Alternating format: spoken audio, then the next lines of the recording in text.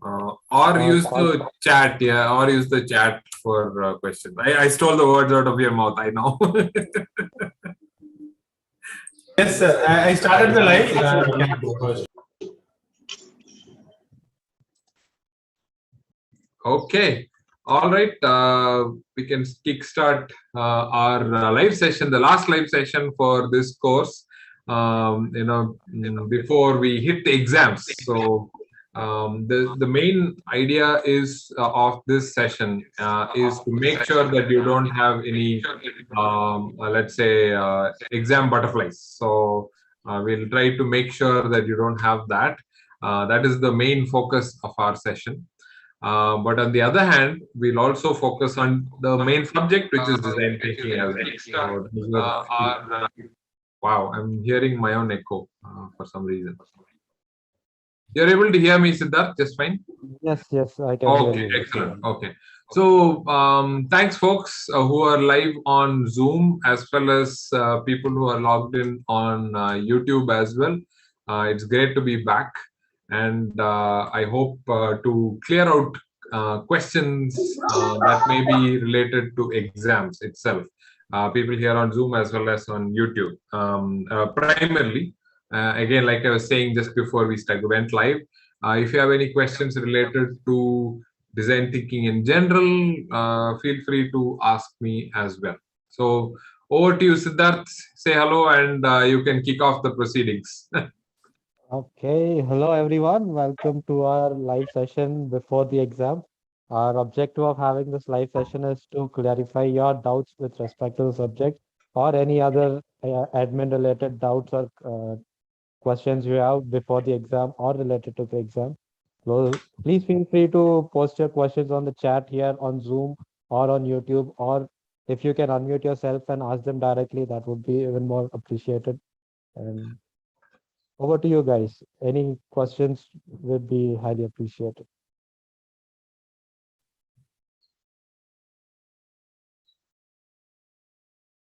Okay.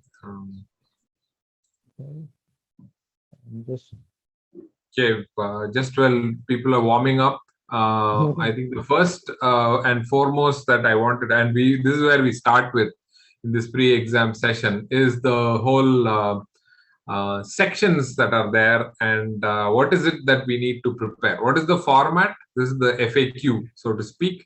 What is the format of the, and what do we have to prepare so that we are confident? Okay. Oh, there's already. I think I don't know. I haven't read the chat yet. The chat says from Ujwal says, "What is the exam pattern?" Absolutely spot on. See, we also have a course called technology forecasting. So see, we get it. Okay. So exam pattern is going to be as follows. Quite let's say half of it will be based on what you learned in your videos, very close, your objective questions in terms of multiple choice questions that came in the assignments. That will be important for the first half of the exam paper itself. So that's going to bear quite some weightage in terms of not only weightage, but in the exam itself. Okay. So that's for sure. That's one part of it.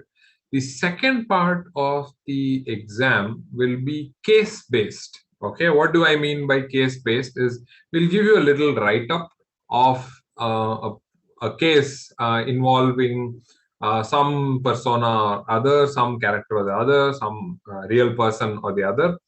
And we will ask you subsequent questions based on the application of design thinking.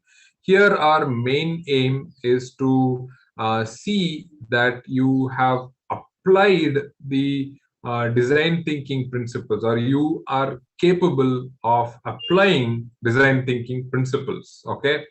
Of course, by now you all know this as the back of your hand: empathize, analyze, solve, and test. So these are the 4 stages of design thinking as we teach in this course.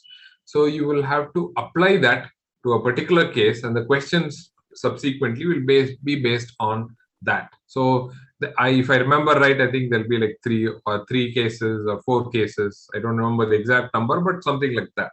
So that will be the next half of the exam paper itself.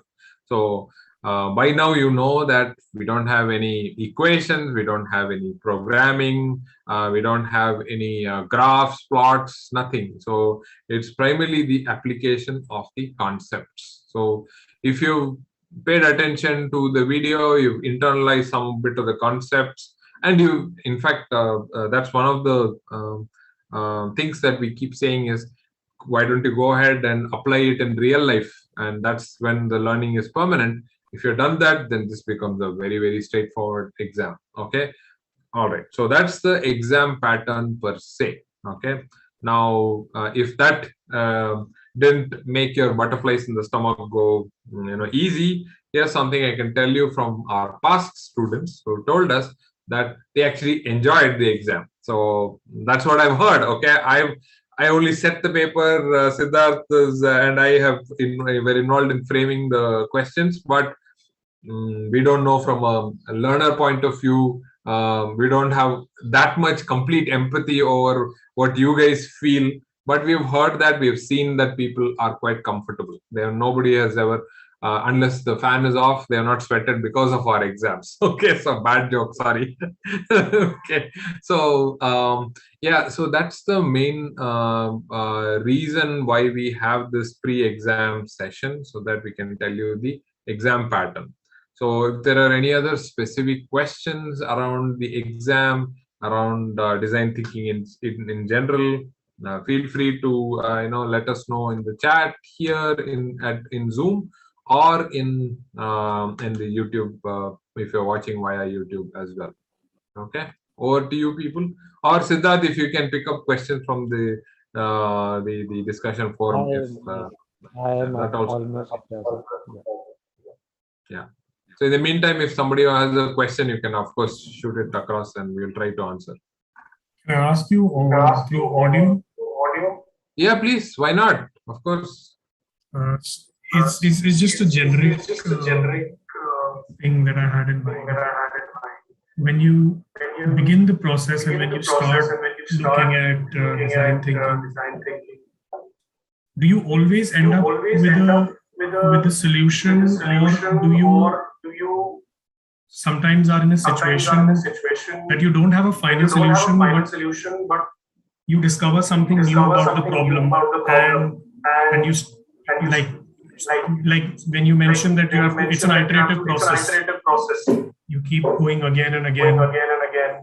But have you in your past have worked on projects where the ideal solution is still not out, and then what do you do?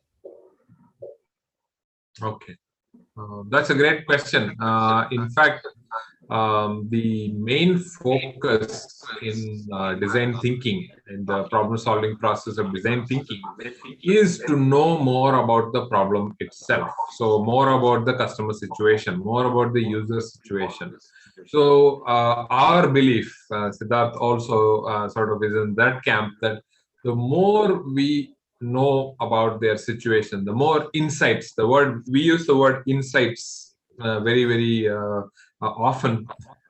If you have clear insights about the user situation, and you analyze it and you found out clearly what is it that they need help with, that for me is more than enough, because solutions come and go, technology evolves, solutions evolve. No solution is perfect. It's going to keep evolving. All the products and services and features that you see all around you, they keep evolving, they keep changing. So we are never hung up with one kind of solution or one type of solution, or even one technology for that matter, or one service, because those things keep changing, or over the course of time that keeps changing.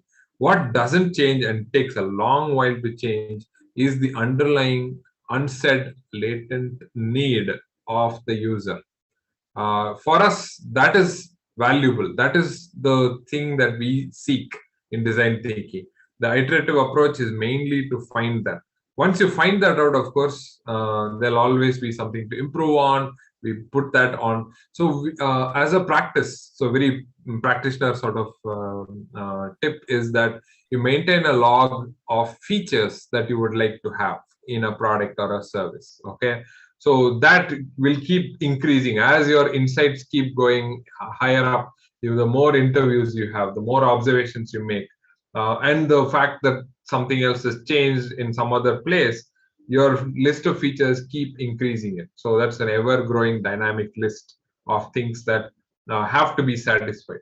Then it becomes a lot easier to generate a solution. If you think you're stuck for solution, you're not getting that one that satisfies everything, just give it some time. But this is important for me. The list of features, list of things that you need to focus on, that is far more important than the solution, or how brilliant the idea is, or how great your technology is, or all that is for me secondary. For me, this is my own opinion, and we've seen that in our own experience as well. Products keep changing. So that was my trial to answer your question, Udit. I hope that answered it. Yeah. Thanks. It sounds very similar to like an ethnographic approach. When you are looking at business situations, to kind of keep asking whys or get down to the real root. Because a lot of other things are probably in layers. Yeah. And you similarly in ethnography as well. Business ethnography. Absolutely. Yeah. Thank you so much. Thank you for that nice question. Dhruv, you have your electronic hand up. Yes, please. You have a question. Hi, my name is actually Lakshay. So we also Sorry, I'm not able to understand your question, Dhruv. We're not able to hear you clearly. I think a lot of people are still on unmute. That is the reason why there is a lot of echo. Okay. Yes, Dhruv, can you repeat your question? So, sir, the thing is... this is better. Hi, so I'm Lakshay, and we connected on LinkedIn 2 days back as well. Oh, we did. Okay. Yeah. Nice seeing you also. Nice. So my question is, I am working on a project, and it's a project which was right now being designed and developed by developers, the core developers. And I have to recently join this team, and Dhruv, if I may interrupt you for a moment, could you mute your YouTube channel while you're speaking, please? Oh, okay. That may be it, huh? So he has two of these on, so it's interfering. I'm so sorry, Dhruv. Could you mute your YouTube and speak again? Yeah, right click on the YouTube tab and say mute. That's a trick I learned from people like Siddharth. Yeah, go ahead. Third attempt, take 3. okay. So the team which I'm joined right now, am I audible? Oh, much better. Yes, thank you. So they are looking for some design solution where we are following UX principles, including the hierarchy. So it's very tough for me to do everything from scratch. It's very expensive in terms of the time, because revamping whole of the site is very much expensive for the business. So how should I proceed? Okay, all right. So I get you. So usually this is in a typical large organizations. So his as question, as I understand it, is the problem as we see that we want to attack and tackle is too huge. And if I take some time and if I try to understand it and do it the typical design thinking way, it's going to take me a long time. It's going to be expensive, not only in my time, but we'll also have to invest a lot of other resources. Brilliant question. Thank you so much for that. One of the key realities in business world is that design thinking or any other systematic problem solving process takes time, effort, energy, money, all that. Okay, so it's not an easy process at all, because it requires you to go to the field, spend some time, with your users, customers, and try to figure out. It's a messy process trying to get their point of view, make them do stuff with your product or service, and observe them, get to know them well. It takes a long time and effort, and it's believe me, it's a long drawn process itself. Then you come back, and many people like that have to go on the field, come back, analyze it, and see all the insights that are coming through, put them all together, analyze it together as a team. Not easy. Okay, then the solution part. Then you have resource constraints in that as well. If solutioning is also not easy, right? So you have to think about, okay, I have these 8 9 solutions I think which will work great, but I'm not sure which one to take up for prototyping because my resources are limited again. Okay, so here's a tip that often works for me. um, so this here is a judgment call often that has to be done at this point. Is this project that I'm working on, and if I look few months down the line, is it worth solving it? Will the upside of after solving it, particularly in a business setup, will it give me enough returns? Will my business get enough returns to justify the time and resources spent? So I think it was in systematic innovation, Altshuler, the one that I talk about in my video. He did a survey. He did a study of all the problems that were solved and which ones were actually systematically solved. He found that 4 out of 5 problems didn't require systematic problem solving. Okay, why? Because it did not require that much investment in resources, and your regular trial and error of trying, tweaking here and there actually worked. Your tinkering techniques really worked. 4 out of 5 cases. Okay, that's 80% of the cases. 4 out of 5 worked without any systematic processes like design thinking or Triz or Scamper or Six Thinking Hats. Any of these, this actually worked. Okay, that is the first trade-off. So pick projects that you think are worth the effort, worth the money, worth the time, worth the resources that you pump into this project. Is it going to be worthy of this? Particularly in a for-profit business where profits are going to be on, and particularly if you're a publicly traded company, working in a publicly traded company, every quarter they look for profits. So it's going to be a very very high pressure sort of environment. Okay, having said that, okay, that's the one side of this. 4 out of 5, you're not going to have to use it. The more you start doing design thinking projects and systematic problem solving, like bicycling, like swimming, like any other skill, this becomes part of your psyche. It's a part of how you're thinking that you don't really see whether you're empathizing, you're analyzing, you're solving, or testing, but you sort of get into that mode straight away, right? How many times have I looked which gear I am in when I'm driving, right? Where my foot is. But when I was learning to drive, I was very very conscious.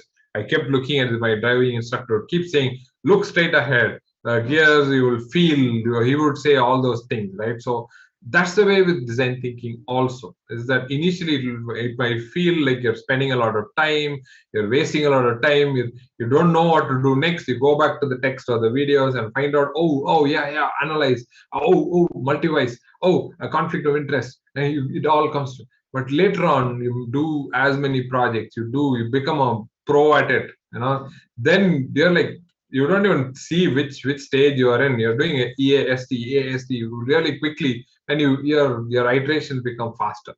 So that's in the form of at a personal level, at a skill level. So that's my trial at attempting to answer what you had in mind. Okay, so thanks for that question, and thanks for connecting with me on LinkedIn as well. Joy to have you. Okay, all right, so the next question. Sorry, we do have some questions coming up on the chat as well. Yes, Siddharth. Yes, tell me. Yes. Joel asks when hall tickets will be issued. So generally 1 week, 5 days to 7 days before the exam is when the hall tickets will be issued to the students. So you can expect them anytime in the next couple of days. So that would be that. Then is the exam objective or descriptive? Asks Bala sir. Yeah, okay. It's definitely multiple choice questions. These are all computer evaluated because Siddharth and I have just two hands. Wish we had four or five other hands, but unfortunately we don't. So we leave it to the servers that can do a much better job than both of us put together. So it's definitely going to be objective type. But following that, this is the cool part. Okay, following the exams, we will have a workshop where you can come and apply design thinking on real problems that Siddharth and I will definitely host and would love to have all of you. Okay, so keep in mind this is for the exam, but the cool part is the application. So design thinking is about applying it on real life, coming up with these beautiful solutions and testing it out as well. So if we are allowed to meet face to face, then we'll have a face to face workshop, or else we will do it online. Online was also equally successful and people liked it. People were able to make use of it in June, and we would have an online if we can't travel. If we are traveling, then we will have it in at least in IIT Madras, if not in Pune as well. So let's see. Let's hope. Okay. Then Ritesh asks, what is the duration of the exam? That is 2 hours. The exam will be for 2 hours there. And Yeah. exam is online or offline. It is an online examination. Since it's in Exam is online in the sense it's on computer, but you have to go to a center, right? center. Yes, yes. I mean, Yeah, in that sense, it's offline. Okay, so the exams will be on a computer. on a However, computer. you will have to go to an exam center near your place of residence. There's a big system, right? You have to give an option 1, 2, and 3, and you get based on how many hours are there in your exam center. Usually, people get choice number 1. Worst case scenario, why choice number 2 or 3? Okay, Ritesh asks another question, which is most commonly used process, Multiwise or conflict of interest? Okay, great question. I think that Balaji asked me if my audio is clear. Can you guys hear me fine? Okay, you can hear me. All right. So, which is the most commonly used process, 5 whys or conflict of interest? I find personally, I find multi-whys or 5 whys, as Toyota called it, easy to learn and easy to apply. Okay, so it's like those 5-year-old children or 4-year-old children. When you interact with them, they keep asking you, why is the sky blue? Why is the grass green? Why is the road straight? Why is it black like that? And all that. So it's very ingrained in us. Somehow we've not paid attention to that part of our brain for a long time.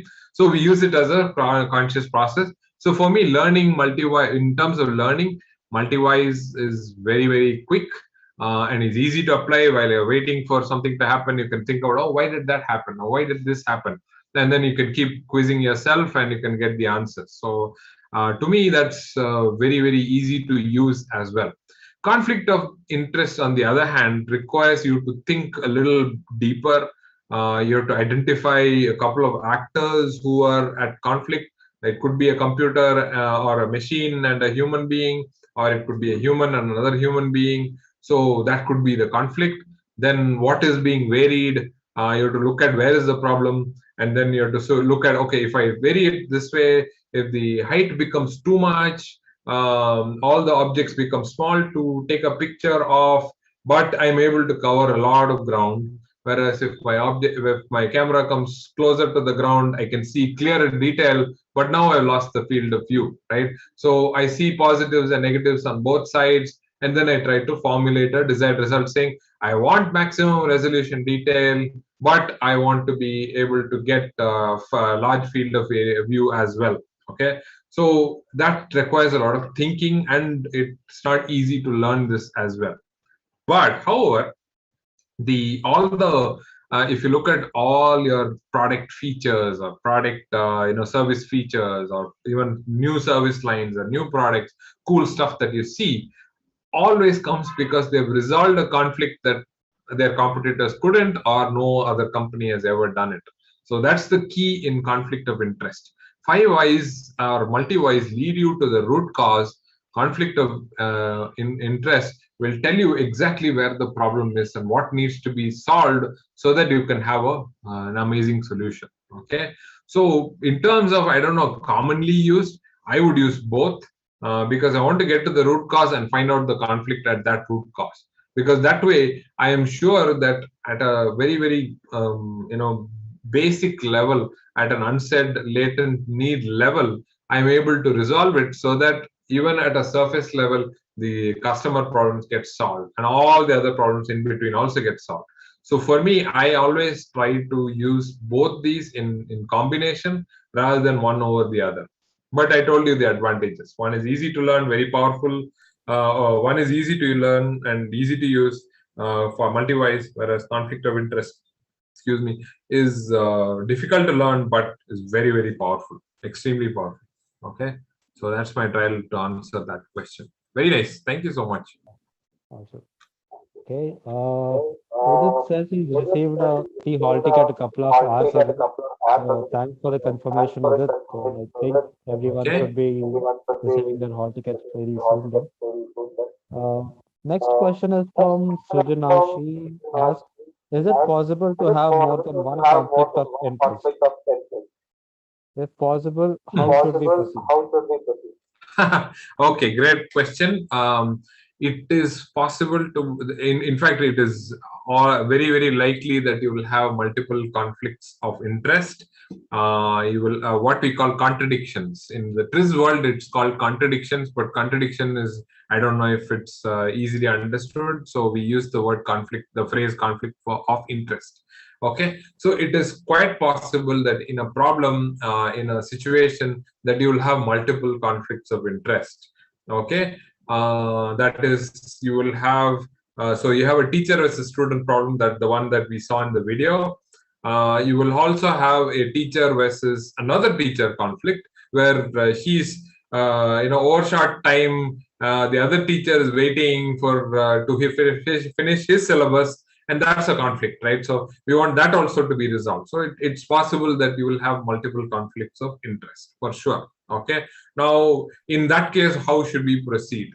You have to solve both of them. Okay, there's no, if you're looking at a holistic solution to cover everything, if you take all your gadgets, they actually have they have solved multiple conflicts, and they add features. Now guess where the features are coming from?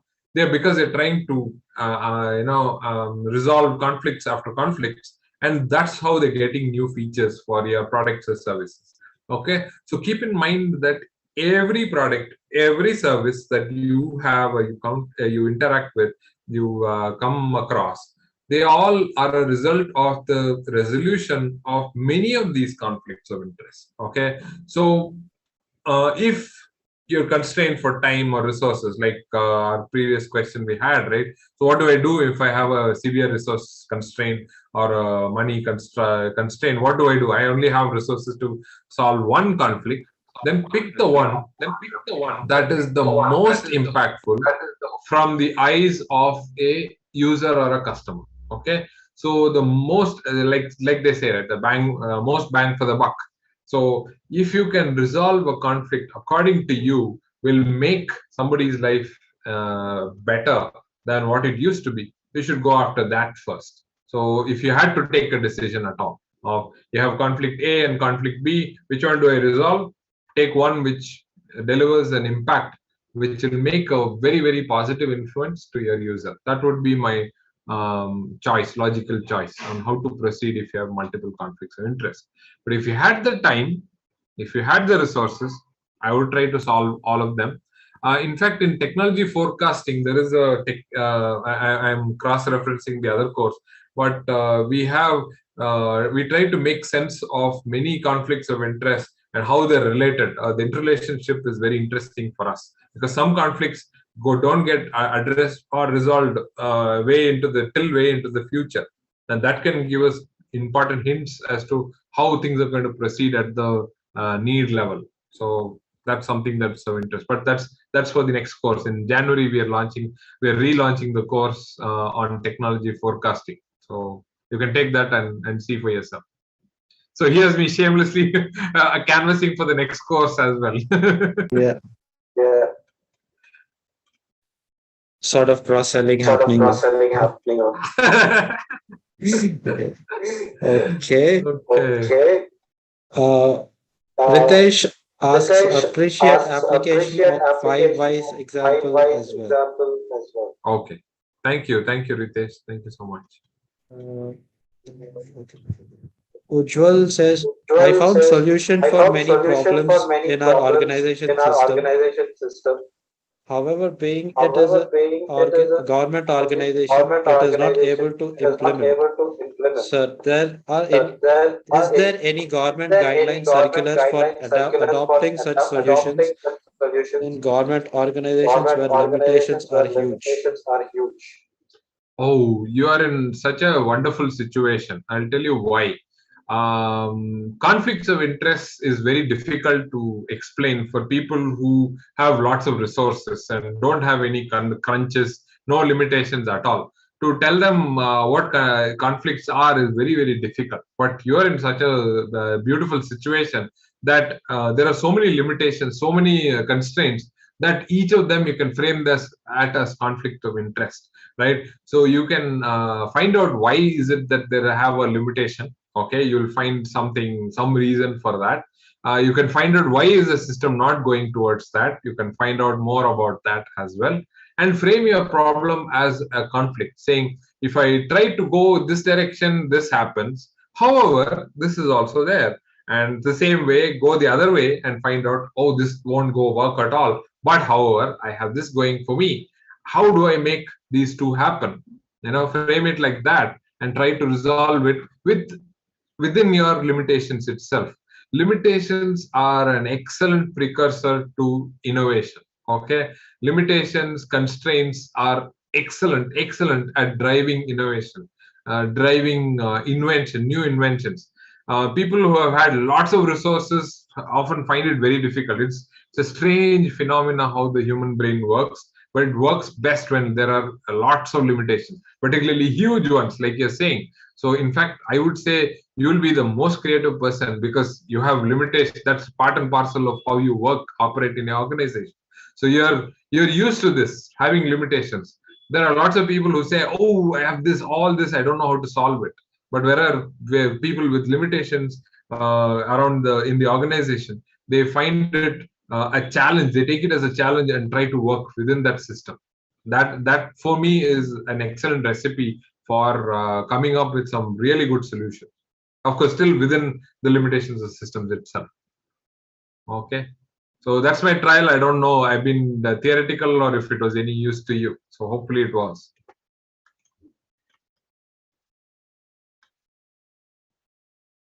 Yes, Siddharth. Right. Next question, please. Yes, sir. Yes, Can we still can we send our still ideas send for our designing ideas or for redesigning designing some or objects or redesigning some services? objects or If services? yes, can you please Yes, inform can the you last please date for inform the the same? last date for the same? Was told Okay. in one Was of the told last in videos. one of the last videos. Oh, okay. This is that proposal stuff. Okay, Siddharth, you are now on the spotlight. You get the spotlight.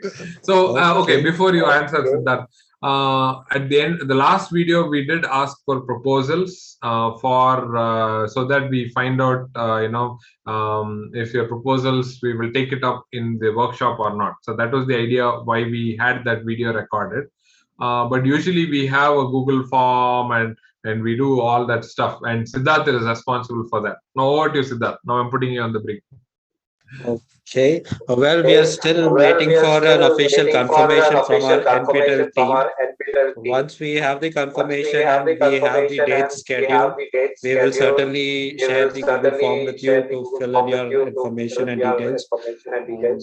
From there on, we can From take there it. on, we can take it. Yeah, our promise is that you'll be the first ones to get to know once we have Absolutely, that yes. clear. Absolutely, Yes. yes. Absolutely, yes. Will it be Will possible it be possible to to be part of workshop even if I'm not sending a proposal. Okay. Oh well. I don't know. Yeah, let's see. It is better to have something. So, how we want to let me back up a bit, saying why did it want this proposal at all? Okay, let me apply one of the tools, Multiwise. Right? Why did we want a proposal? If we give you a case, okay, so let's say we give you a case in the workshop. Okay, you will of course apply it and learn and all that stuff, but it's a case that I have given or Siddharth has given you. It's not your own, right? So how much of ownership will you have towards that idea or towards that case? Somebody asked me to do it, let me do it. But what if you bring your own, right? Your ownership, your sense of pride when you solve it, particularly the ones that you've tried and you've not been able to do it. Use the workshop and make use of it and come up with a brilliant solution. And the feeling that you have at the end of the workshop is completely different from when we give you a case and you try to solve it. Okay, so I'm not saying yes or a no, but I would highly recommend that you go ahead and it's not out there yet. Once you have the form, you still have a chance to write up a proposal on what you want to solve during that workshop. Okay, so I would highly recommend that you go ahead and do that once the form is out. Thanks for that question anyway. Okay. Thank you for that. So on 5 whys, once we get final why, we need to use problem solving technique. This is the question. Yes. So one of the things that we do after multi-why or a 5 why is that wait till you understand the problem very well, get to the root cause, and then find out what is the conflict in that particular root cause is. Okay, and once you figure out that conflict, you generate ideas. Okay, that's in the solved stage. So yes, the answer is: do we need to use solve stage after the conflict of interest? Yes, the answer is yes. So the order is like this. So multi-wise, get to the root cause, find out what is the conflict, apply the conflict of interest tool. And here we use something called how might we's. How might we's are the currency of between empathize to analyze to solve. We have a how might we, which is a refined problem statement that you use in your solve. That is a problem statement and you try to answer that, you can generate a lot of ideas. So that's what we do in this whole EAST process. Okay, so thanks Ritesh for that question. All right. Ruby asks, sir, I have joined your massive open online course, Design Thinking. My exam is on 26 September. Hindi medium में नहीं हो सकता है क्या exam? Ooh. My Hindi is so bad that if I give set questions in Hindi, you'll not understand. Okay, so I know Hindi, but that's only at a communication level. I can probably order something in a restaurant or not buy the wrong vegetable. So that's the only use of my Hindi. So you don't want to have an exam set by me in Hindi. Believe me, it's not going to be funny. Okay, I'm so sorry. It's my limitation. We will try to see if we can. Is this I don't know if it's a common practice in other courses. We will try to see. This is a good feedback for us, saying, can we have exams in other languages as well? You are not the first one to ask this question. So we will think about this. We'll try to see if we can get somebody professional to translate it rather than people who like me. Okay, so let me not take anybody else like me. Okay, so let's we will think about it and get back. Probably not in this exam, but maybe in the future. So all I can say is so sorry. We only have English-based exam. Okay. Well, Mr. Padmanabhan says, sure, sir, I will try to have a proposal. I thought submission time is over. Well, fortunately for all of us, the submissions have not started yet. We will officially send the announcement to you for submit your proposals. Okay. That was our last That was our last question on question our chat. on a chat. Anyone who would like Anyone to? who would Okay, like to? Okay, Udit, Udit, this isn't a question this but an isn't a question observation. but an observation. It's sometimes It's evident that we sometimes might be evident that tempted we to might jump be to a tempted to. solution at the analyze stage. I think Balasar has something to say about it because we do often Because we do find often find find this a I lot always in have this a something to lot. say, but yeah. Sorry, yeah. Siddharth. Sorry, go ahead. Yeah. What is that? No, I was saying we do No, I often was saying see we a do lot of often see a learners lot of try to find learners solutions try at to the find analyze solutions stage at the itself. So analyze it's stage quite a itself. nice So it's quite a observation nice from Mr. observation Udit. from Mr. So Udit. over to you, sir. Over to you, sir. Okay, yeah, this is very, very, and I'll tell you one more thing. I'll even add to what Udit is saying is that oh yeah, he's already added that in a second comment and say that people try to have a solution and fit it into the EAST state. They go back. My only answer to that is you're wasting your time. Okay, so don't do that. Okay, so instead, what can you do? Why? Let's examine why people do that. Why do people have a solution and why are they trying to fit it into the stages? Okay, so the answer is simple. That once you have thought of a solution, it's very, very difficult for us to get out of that. So no matter it's that I don't know Russian story or Indian story or whatever, where I don't know where I've heard this. There was a king who was losing his hair, and he said, "Find out a cure." Okay, and to all the physicians in his court, and all of them went around. They started looking for solutions, and then said, "In 7 days, if you don't find a solution, I'm off with your head." So that's what he said. So finally, each one started giving a solution. Nothing worked. Okay, the king kept losing his hair, right? So the problem still persisted. Of course, along came a very, very intelligent, physician. He said, "I have the perfect solution. Here's the tonic," and he gave it. And you should drink it every day for the next 6 days, and your hair problem will stop. Like, oh wow, this guy is an amazing whiz.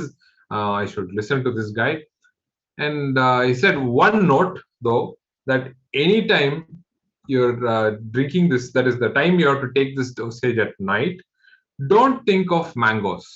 Okay, that's what he told him. Okay, so you can already guess what happened. The king, when he was taking the tonic, was thinking about mangoes, ripe mangoes, unripe mangoes, mango trees, all that. So he said, "Oh God, this is a failure." Then he said, "Okay, tomorrow I will not think about mangoes." The next day it was even worse. He started thinking about pickles. He started thinking about all the good stuff that made out of mangoes. He just couldn't. In fact, he started thinking about the entire day itself. Right, the problem was really, really bad. Okay, so that's what is happening in solve when you have that solution. You just so your mind is so clinging to that solution that you can't get out of it. No matter how many stages of design thinking or triz or scamper or whatever I give you, you're still going to come up with the exact same solution that you started off with, and then say, "Oh, this method is useless. It doesn't work for me." It's not the method; it's our mind which is clinging on to the solution. A very, very simple solution to that problem, and I found this to be extremely liberating. Write down the solution. That's it. Write down somewhere in a piece of paper where you can see it, or if you're the mobile person, type it out and see it in front of you. Type it out. Okay, or a keyboard and on a notepad. Okay, see it, and it comes out of your mind, right? So now that idea is already taken, your mind has no uh, reason to cling on to this idea, because you have already thought of it and you've already put it down. So it's already come out of your working part of your brain. Okay, that mango solution is gone, right? So now apply the empathize, analyze, solve, and test, knowing very well that you already have a solution. Now you don't have to think about it. Now you're looking at solution, the empathize part. You're looking at the user. You're trying to make sense of it. You're trying to analyze it, and then you're trying to, okay, here is a conflict. Oh, idea number one. Oh, let's go to that one that you already have. Now what else can I think of? Okay, this is a conflict. What else can I think of? Then of course you're still stuck for ideas. You have principles, right? the other way around principle, prior cushioning, so many triggers that can help you out. Suddenly the whole thing, you start adding newer and newer features, right? So that's the trick, really. It's actually a very simple problem to solve, but it's a simple problem to solve if you're aware of it. If you're not aware of it, you're doing retrofitting, reverse engineering, you're doing all sorts of things, and with perfect honesty. You're not trying to cheat. I mean, I know of lots of students who have given their best honest shot and still come up with the exact solution that they started out with. Because why? They did not write it out, they did not present it to me. So I do tell them, honestly, guys, go ahead and write it. Not a problem at all. I'm not going to do anything. Write it down. That really helped me in the past. I know what you are saying, talking about, because I went through the same thing. Right? Thanks a lot for that observation. Okay, thank you very much. We have a question on There our is a question YouTube in chat. the yes, I was going to say there is one there also. Okay, go ahead, go on. Yeah. So Ajit asks, how can we use design thinking in personal life for problem, and how can we implement? Okay, interesting question. Yes, personal life or work life or whatever. For me, it is about, if you're trying to make a difference to somebody. So the essence of design, if I had to distill it down to one sentence, is human-centered design, right? Human-centered thinking. Okay, so if it is a pet in your place, even if it's your own blood relative, or if it's your partner, if it's somebody that you care about and you want to make a difference in their life, okay, to me that is design thinking. That's all there is to it, actually.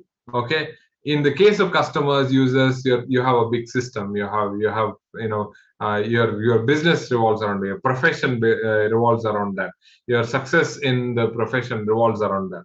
But it could simply start with your neighbor, your somebody in your house, somebody whom you know down streets.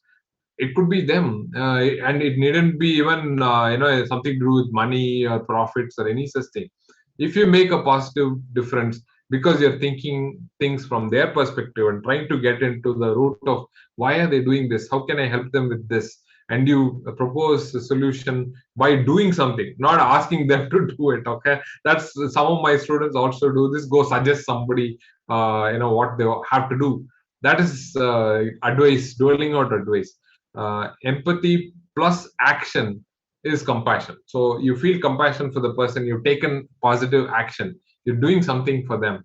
That for us is design thinking. That's the essence of design thinking. So to me, personal life also, you can carry out this thinking, you can carry forward this thinking, and try. In fact, that's the best place to start. If you think, people are so used to a certain style. One of the first questions was that, right? How am I going to make a change in this large business that I have? So costly. The moment I mention a change, people are like, how am I going to implement this? So you can start with something very small at home. I know years ago, we had a curtain that was so heavy to move around, that people in my house found it difficult to operate this curtain. So I said, oh wow, they have this problem. What do I do? And so I actually, a 10 rupee rope, nylon rope, I just put it there and made it up and down. It was so easy to operate, right? So that's about empathy. First of all, acknowledging that there is a problem, and then finding out what is it that there's a problem. Then help them out with that. Test it out yourself, and then make them use it and see. Then my wife told me, oh, this is too tight. Can you make it a loose? So I started improving on that. So all it requires is about stepping outside your own comfort zone, think about other people, and implement that. So to me, that's all design thinking is. I hope that answered your question.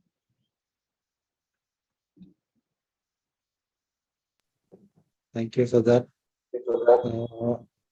Alvin asks, in exam, there is only one MCQ or theory based? Sorry, can you repeat that, Siddharth? I missed some part of it. In exam, there is only 1 mark MCQs or theory based questions?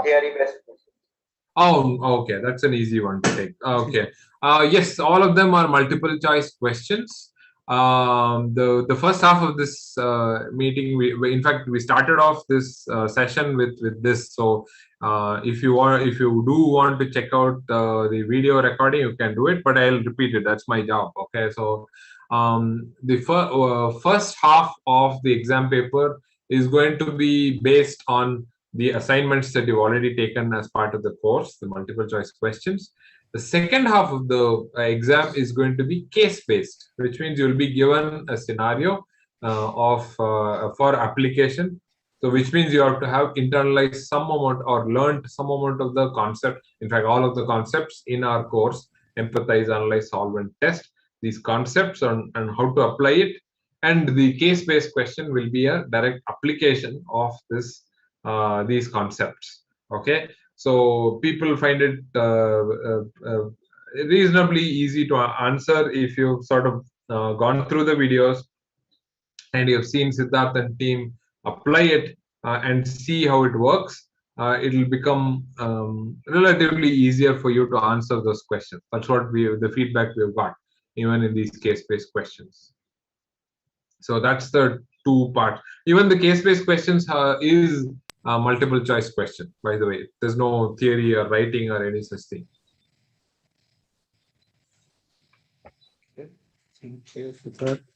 Again, we have another question on when will the hall tickets be issued. Okay. We did receive a couple of comments from the chat saying, I think Mr. Rodit has already received his hall ticket, so I'm assuming all the hall tickets will be issued in the next couple of hours or latest by tomorrow end of day. So if we request you to wait till tomorrow, but it generally with all the courses on NPTEL, hall tickets will be issued 1 week before the examination. So that is a general practice here.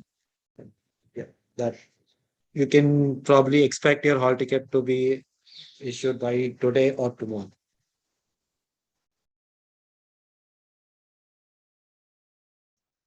That was our last question on the chat as well.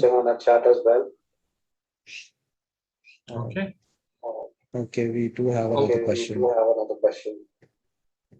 Is customer journey map would be the same in design thinking for a product and a service? Great question. I really like this. In fact, I can even generalize this question and say, is design thinking applicable for products or services? That's another frequently asked questions. Will it apply for a product because you give lots of product examples? How about a service? Or if people see, oh, hospitals and customer service, I can see a direct application. How about a product? Okay. So the answer, of course, is design thinking is quite product or service agnostic, industry agnostic, which means that it works for both products and services and for any industries. We've used it in high technology, we've used it in HR, we've human resources, we've used it in many management principles, we've used it in daily life where there's no technology also, we've used it in I don't know, so many other fields that I can go on listing for the entire day, right? So design thinking as a method itself works for all across. Okay. Now, specifically to answer your question, is customer journey map applicable for a product? How is it different for a product or a service? It is the experience that one has, a typical customer, a typical user has for while using a product or a service or going through an experience. Okay. So the product could be a phone, a teacup like this. It could be any of that. And how are they? What is the before part of the story? What is the during? Or what they're trying to do it?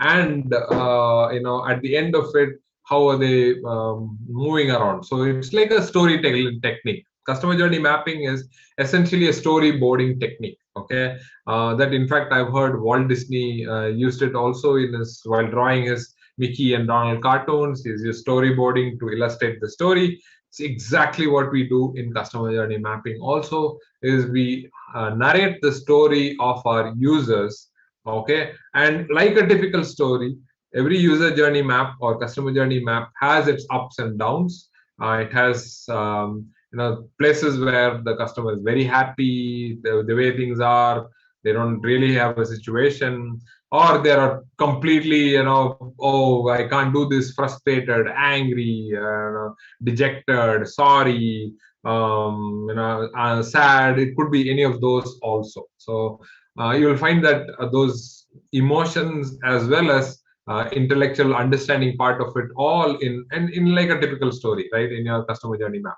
So think of them as user stories. In fact, some design thinking circles call it user stories, which is what we try to mine in our interviews in the empathize phase. So we try to mine as many stories as we can and portray it in the customer. So even if it is a service, teaching service, hospital service, even a booking service, or whatever, a restaurant service, you have a certain journey, a story that's coming through.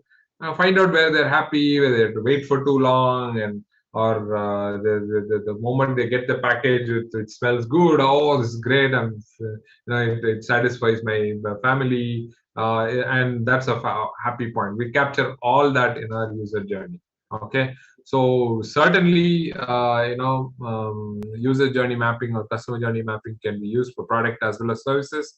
I don't particularly see any differences when applying for a product or a service. You can use it the way it is for both, for a product as well as a service. All right, awesome. Awesome. Well, we are Well, we almost time as are well. We are almost time 4 minutes as well. We away are from our 4 minutes allotted away time. from our allotted So time. we Okay. So have we one question have one left for you, sir, question left for you, sir, from Nitin. Okay. from Nitin. Thanks, sir, for your Thanks, time and sir, for efforts your to time teach and this efforts beautiful to teach technique this to beautiful generate technique to insights. generate insights. Any guidance for Any any guidance further for any further certification related to certification same design related to thinking, same design which we can thinking, enroll which we in can future to enroll in learn future advanced to level of learn design advanced thinking? level of design thinking? Okay, thank you so much for that, for the nice words as well as for the question. In this is it. This is the things that we can do in design. This is all the concepts that are there. The proof is in the pudding, as we keep saying in our course. Okay, so it is about the application. So go ahead, take this method, apply it in a place that you really care about, you really want to make a difference, and that's the advanced level certification that you ever need. Do it as many times and you become this highly certified, highly sought after person, and a design thinker. You're certified, you were certified yourself, saying that I have done 5 projects, I've made a huge difference to 5 6 different people, and that's for me is my certification. Okay, at a philosophical level, that's what it's saying. Coming to very materialistic certification, I think when there's no advanced level, we don't have an advanced level course. Okay, that's one thing. But in terms of certification, you can certainly apply for our workshop, and we will see you there. I think there is a certificate for that as well, that you have a lab attended and you've gone through this with Siddharth and me, and so that's one more certificate you can add to. So I've given you the philosophical answer as well as the basic certification that if you need for your job or for your for whatever you're working on, if that's important to you, we have that as well. Okay, so thank you so much. Okay, thank you very much.